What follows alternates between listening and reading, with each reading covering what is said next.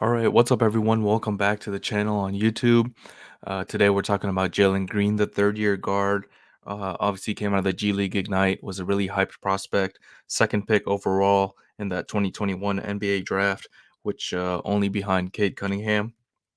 And he's been like a polarizing figure, I believe, across the NBA and over fans, and even I think fans of the Houston Rockets, because he's just like he has so much potential and so much natural talent, but he still hasn't really gotten to put it all together in one season. And even this season, even though he's struggling, I still see flashes and I still see that ability, that natural talent, that all-star potential, maybe that, maybe not superstar potential, but all-star potential. Maybe borderline all-star potential, something like that. So yeah, this video I want to talk about Jalen Green. Of course, the main focus was his highlight performance against the Lakers. It was probably his best game of the season, but it's coming 2 days or a couple days after he dropped 30 something against Charlotte as well. So he's had a few couple good games. I'm sorry, he had 36 points against Charlotte, and he had 29 points against Portland. So he's coming off two or three of his better games of the season, and he's finally clicking within the offense. And of course, his shooting efficiency is the most important thing. He's actually only shooting 32% this season from three, and 41% overall field goal percentage. So obviously, he still needs to up his field goal percentages. Be more just be a better shooter, to be honest. Like, I think that's the main thing just holding him back. And he's actually decreased his effective field goal percentage from his rookie season from 50 down to 48. And of course, his 3-point percentage went from 34 to 32, like I said, this season. But I still think that he has a lot of potential, and we saw it a lot in this game. And we just need to see him put some consistent stretches of good play and good shooting throughout this season and potentially in the future.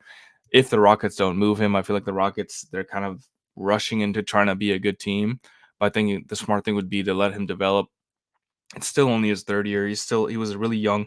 He was like 19 when he first came in the league. And now he's 21. And he's just about to turn 22.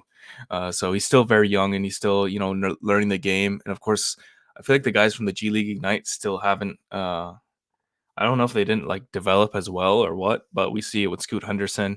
We thought he was more pro ready, but he hasn't turned out to be as pro ready as many people thought. Um, who else was there? Kaminga, Jonathan Kaminga. He was from the G League Ignite as well. I'm trying to think. I think the next draft has like two or three guys from the G League Ignite, so that'll be interesting to see how they develop and how much they're pro ready. Because I feel like they're just getting blown out in the G League. If you look at a lot of their, I'm not watching a lot of their games, but if you watch a lot of their box scores, they're getting blown out a lot just because they have so many younger guys and they're going against, veterans basically of the G League, which would be like 25 to 28 years old, guys who've been in the league for a couple years, have that strength and conditioning programs, um, and they're basically on NBA conditioning programs. So in that, maybe in that sense, then their body is developing well, but I feel like they're not getting developed talent wise as much. But yeah, let's look at some of these look at some of these clips from shout out ZH highlights. Getting past Torian Prince, like I said, his natural ability, he's getting that strength, but always had that quickness and that speed, burst of energy. This time he gets it off the catch, takes AD, gives him some space. I feel like these are the shots that he should take more often, where the defender's just giving him a little bit more space. You don't have to really force anything. The defender is kind of staying back because they know that you're explosive at the rim, so they kind of just stay back, and you're able to take that mid-range shot. Of course, like I said, his shooting needs to come around, and maybe he will become more of a 2-point shooter than a 3-point shooter, um, like similar to SGA, somebody like that, or even DeMar DeRozan. Um, but he still has, supernatural ability. Nice, hesitation move right there on Austin Reeves, finishes it over AD. I know AD's like not the best health wise right now, but that's still a good move. Think he jumped off his wrong foot as well. So, crafty finishes at the rim as well. Um, he can't just be full speed ahead. He needs to have some, multi-direction in his game, and that time he just pulls up for 3. He was actually 4 for 10 from 3 in this game, so, obviously 40% is much better than where he's been at, but Once again, he just, takes the space that the defender gives him, and he gets the, finish to go. Or he gets the pass, and, Şengün's been an awesome pick and roll partner for him, and Şengün's development will, of course, help him as well. You always need that big to play off of, especially if you're a smaller guard like him, because I feel like he should cut more as well. Şengün is always, looking for his cutters. This right here was probably the most impressive move. Look at that in between dribble, up and under. Really nice move, something you would see from, like, Anthony Edwards, somebody like that, Shea, and it's on Vanderbilt as well. He gets behind him. AD has to rotate over, or I think he's just playing in the drop coverage and the pick and roll coverage. Crosses over in between the legs, goes up and under, gets a, nice finish at the rim to go. So that's like a grown man, that's a veteran move right there.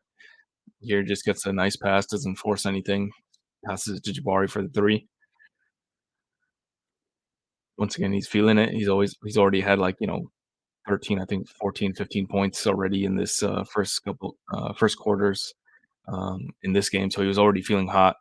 I guess he, felt confident in his three-point shot. Another bounce pass to Şengün.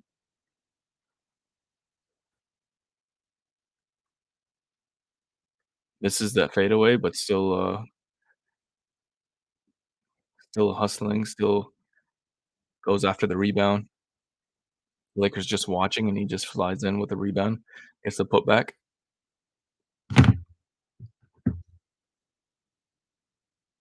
doesn't force the shot, passes it to Dillon Brooks, who finishes the half off strong, so another good decision right there.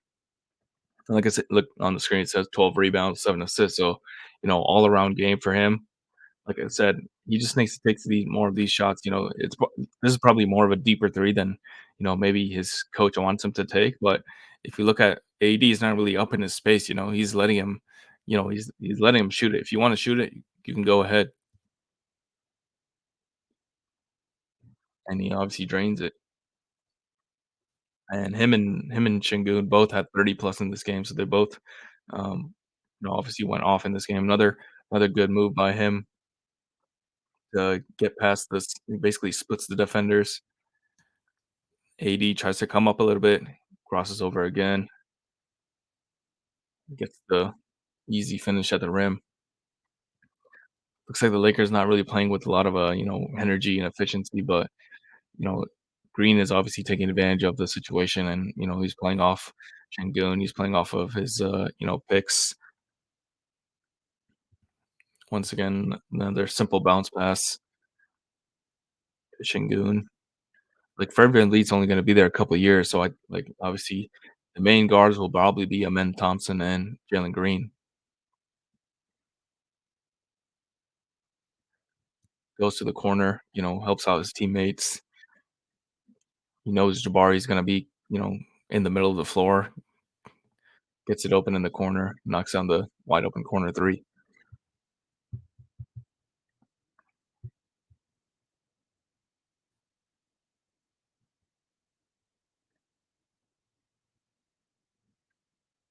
Another nice finish around Max Christie, who's actually a pretty good defender, so that's a good move.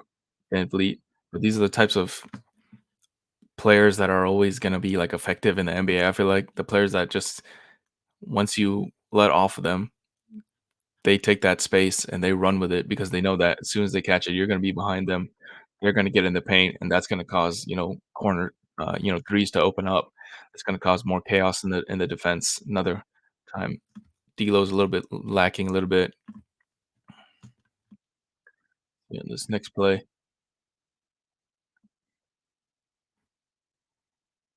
They're kinda playing zone, I feel like, the Lakers. As soon as he catches it, gets it off, gets in the paint, kicks it out to Dillon Brooks, and Dillon Brooks gets a 3. He's always gonna be effective in these types of situations. He doesn't need to force anything at the rim, especially when the defense is, crashing in on him. This time he gets a tough layup to go, so, like I said, he has those acrobatic finishes. So, all in all, it was a really good game for him, 34 points, 12 rebounds, 7 assists, so, I still believe in his all-star potential. I'm probably still one of the few believers in Jalen Green. I'm on Jalen Green Island. I'll always be a fan of his just because of how talented he is. And whether that's in Houston or somewhere else, if Houston is in a rush to be good right away for some reason. But I still think that he has, a lot of room to develop, and he's always already showing a lot of signs that he can be really effective. Off the ball and on the ball, with his three-point shooting. He just needs to keep working on his three-point shot, keep that percentage improving, and I think he'll be a really good player in the league and eventually be, like I said, an all-star type of player. But yep, thank you guys for watching. Like and subscribe.